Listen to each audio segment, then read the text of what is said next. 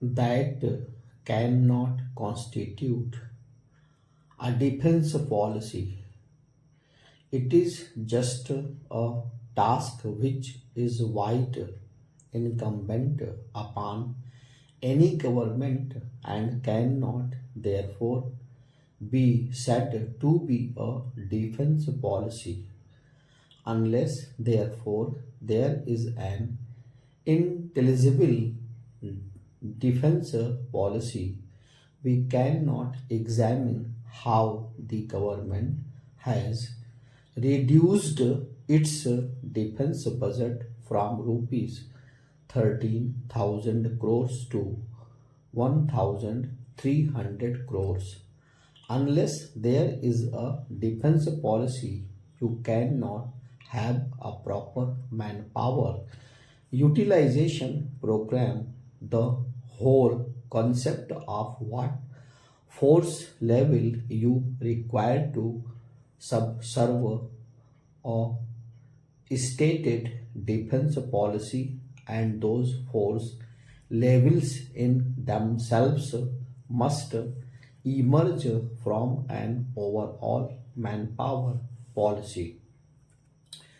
Therefore, when the government says that we have reduced the defense budget from rupees 13,000 crores to rupees 1,300 crores, it is something which we have been saying you must examine.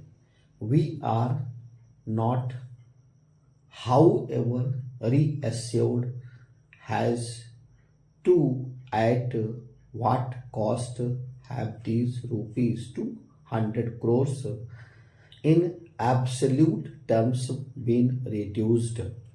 When you take away the concept of absolute terms and when you relate it to the fact that there will be a decline in the rupee value by around by 10%, there will then be a corresponding inflation of 10% in a year.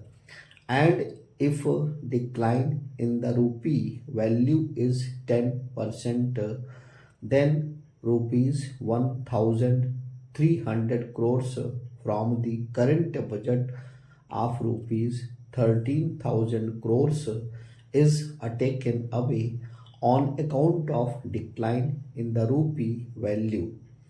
Another 10% due to inflation takes away another rupees 1,300 crores.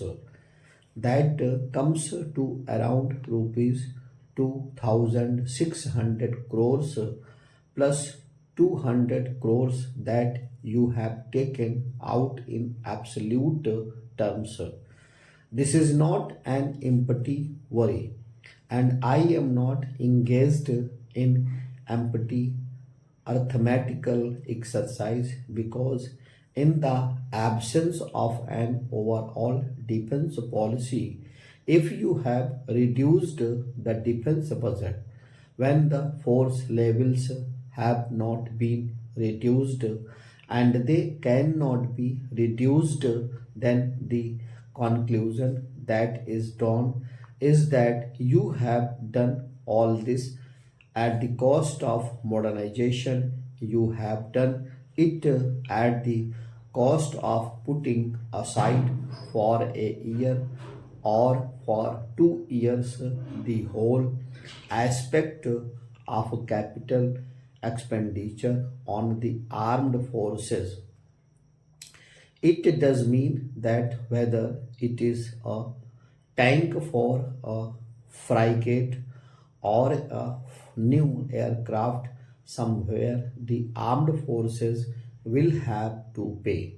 If that is so, either the government must come forward and explain to us its rationally that the whole security environment facing the country has changed, and in the concept of defense policy that we have we are going to reduce the force level and that we are going to postpone our capital expenditure program.